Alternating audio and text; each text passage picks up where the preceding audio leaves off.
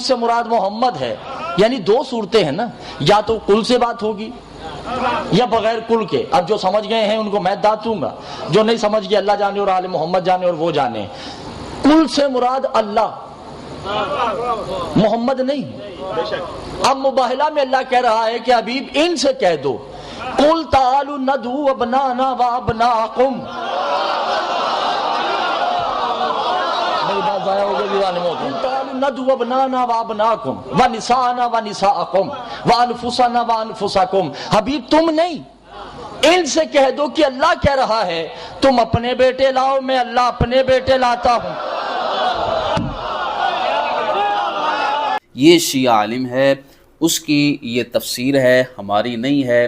یہ ذاکر جس مذہب سے تعلق رکھتا ہے اسی مذہب کی یہ معتبر ترین تفسیر ہے، اس میں یہ بات لکھی گئی ہے۔ اب اندازہ کیجئے کہ کس قدر ان کے اندر جہالت پائی جاتی ہے اور کس قدر حماقت ان کے اندر پائی جاتی ہے۔ کہتا ہے کہ جہاں بھی قرآن مجید فرقان حمید کے اندر لفظ قل آیا ہے تو اس سے مراد رب تعالیٰ ہے، اس سے مراد اللہ ہے۔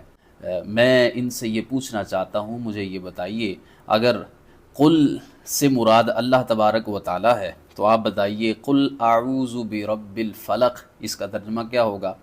قل اعوذ برب الناس اس کا ترجمہ پھر کیا ہوگا؟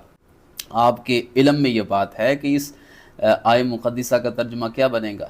کیا اللہ یہ کہتا ہے کہ محبوب آپ کہہ دو میں اللہ پناہ لیتا ہوں اس کی جو صبح کو پیدا کرنے والا ہے؟ استغفر اللہ العظیم، یعنی اللہ کے لیے ایک اور خدا آپ لازم قرار دے رہے ہیں۔ آپ کو پتہ ہی نہیں ہے آپ کس انداز میں قرآن عزیز کے معنی کو تبدیل کر رہے ہیں۔ قل اعوذ برب الناس اس سے کیا مراد لیں گے؟ کیا اللہ یہ کہتا ہے کہ میں پناہ میں آتا ہوں اس کی جو تمام لوگوں کا رب ہے؟ آپ نے اللہ کے لیے ایک اور خدا کو جناب وہ تسلیم کر لیا۔ اسی طرح قرآن حکیم کے اندر اللہ تبارک و تعالیٰ فرماتا ہے قل یا ایھا الناس انی رسول اللہ الیکم جمیعا۔ تو اب آپ اس مقام پہ کیا ترجمہ کریں گے؟ تو ظاہر ہے وہ ترجمہ، وہ مفہوم جو صحابہ کرام علیہم رضوان سے لے کر آج تک امت نے تسلیم کیا ہے وہ یہی ہے کہ قل سے مراد محبوب علیہ السلام آپ کی ذات گرامی ہے۔ تو اس آیہ مقدسہ میں بھی اللہ تبارک و تعالیٰ نے اپنے محبوب کو یہ حکم دیا ہے کہ محبوب آپ اعلان کیجئے کہ میں محمد اپنی بیٹیوں کو لے کر آتا ہوں، اپنی عورتوں کو لے کر آتا ہوں، تم اپنی عورتوں کو لے کر آؤ، میں اپنے بیٹوں کو لے کر آتا ہوں، تم اپنے بیٹوں کو لے کر آؤ، میں خود آتا ہوں، تم خود آؤ۔ تو یہ ایک واضح چیز ہے جو ہر ایک بندے کو سمجھ آتی ہے، لیکن پتہ نہیں یہ کیوں سمجھنا نہیں چاہتے۔ یہ میرے ہاتھ میں تفسیر قمی ہے، یہ ذاکر جس مذہب سے تعلق رکھتا ہے اسی مذہب کے ایک بہت بڑے مفسر ہیں، ان کی لکھی ہوئی یہ تفسیر ہے، ہماری نہیں ہے، ان کی تفسیر ہے۔ تو اس آیہ مقدسہ کے تحت اس مفسر نے جو ہے ان کا کیا بات لکھی ہے یہ میں آپ حضرات کی خدمت میں پیش کرتا ہوں تاکہ پتہ چل جائے۔ یہ چونکہ نبی پاک علیہ السلام آپ کی بتائی ہوئی تفسیر کو تسلیم نہیں کرتے، صحابہ کرام علیہم رضوان کی تفسیر کو تسلیم نہیں کرتے، اہل بیت اطہار کے نفوس کی بتائی ہوئی تعبیر و تشریحات کو تسلیم نہیں کرتے، یہ صرف محض دعوے دار ہیں، لیکن ان کی بتائی ہوئی تفسیر کو، ان کی بتائی ہوئی تعبیر و تشریح کو یہ تسلیم کرنے والے نہیں ہیں۔ تو اس لحاظ سے ان کا ہی مذہب کا بندہ، ان کا ہی مفسر اور ان کا اپنا مترجم ہے جنہوں نے اس آیہ مقدسہ کے تحت تفسیر کی ہے، وہ میں آپ کی خدمت میں پیش کر رہا ہوں۔ یہی آیہ مقدسہ ہے فَمَنْ حَاجَّكَ فِيهِ مِنْ بَعْدِ مَا جَاءَكَ مِنَ الْعِلْمِ فَقُلْ تَعَالَوْا نَدْعُو أَبْنَاءَنَا وَأَبْنَاءَكُمْ۔ یہ آیہ مقدسہ ہے، اس کے تحت انہوں نے یہ بات لکھی ہے کہ جب نبی پاک علیہ السلام آپ کو یہ حکم ملا کہ آپ اپنی عورتوں کو لے کر، آپ اپنے بیٹوں کو لے کر اور خود میدان مباہلہ میں تشریف لے جائیے، تو اس وقت نبی پاک علیہ السلام آپ نے حضرت علی المرتضیٰ کو لیا، حضرت فاطمہ الزہرا کو لیا، امام حسن پاک اور امام حسین پاک ان کو لیا اور خود نبی پاک علیہ السلام آپ میدان مباہلہ میں تشریف لے کر گئے۔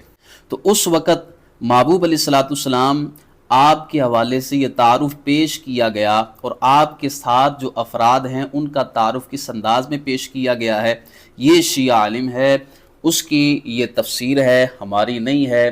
یہ ذاکر جس مذہب سے تعلق رکھتا ہے اسی مذہب کی یہ معتبر ترین تفسیر ہے، اس میں یہ بات لکھی گئی ہے۔ پس نصارہ نے سوال کیا کہ یہ افراد جو رسول کے ساتھ آ رہے ہیں یہ کون ہیں؟ پس ان کو جواب دیا گیا یہ آپ کے چچا زاد بھائی اور آپ کے وصی، یعنی یہ ایک اصطلاح ہے جو شیعوں کے ہاں بولی جاتی ہے، اور آپ کے داماد علی ابن ابی طالب ہیں، اور یہ آپ کی دختر فاطمہ ہیں، اور یہ ان کے 2 بیٹے حسن اور حسین ہیں۔ تو یہ شیعہ ذاکر، شیعہ مفسر، شیعہ مترجم، اس نے یہ بات تسلیم کی اور واضح طور پہ اس نے یہ لکھا ہے کہ حضرت علی المرتضیٰ کوئی اللہ کے بیٹے نہیں ہیں، حضرت فاطمہ کوئی اللہ کی بیٹی نہیں ہے، امام حسن پاک، امام حسین پاک یہ اللہ کے بیٹے نہیں ہیں، معاذ اللہ ثم معاذ اللہ۔ اس نے یہ بات لکھی ہے کہ حضرت علی المرتضیٰ کون ہیں؟ حضور کے چچا زاد بھائی ہیں۔ حضرت فاطمہ کون ہے؟ آپ کی بیٹی ہیں۔ یہ 2 بیٹے امام حسن اور حسین یہ حضرت فاطمہ الزہرا رضی اللہ تعالی عنہا ان کے بیٹے ہیں۔ تو یہ ان کی اپنی تفسیر ہے، اور یہ جو آیہ مقدسہ اس نے پڑھی ہے اسی کے تحت میں نے یہ حوالہ آپ کی خدمت میں پیش کر دیا۔ اللہ تعالیٰ ایسے ناپاک نظریات سے، ایسی غلاظت سے اور ایسی نجاست سے تمام مسلمانوں کو محفوظ فرمائے، اس لیے کہ یہ شرک ایسا گناہ ہے کہ جس کی اللہ تبارک و تعالیٰ نے واضح طور پہ یہ بات فرمائی ہے کہ اس کی معافی نہیں ہے۔ ہر گناہ کی معافی ہو سکتی ہے، لیکن اللہ کی ذات کے ساتھ جس نے شرک کیا، اللہ کی ذات کے ساتھ کسی کو شریک ٹھہرایا، تو اس جرم کی معافی نہیں ہے۔ اللہ تعالی ہم سب کو حقائق سمجھ کے عمل پیرا ہونے کی توفیق عطا فرمائے۔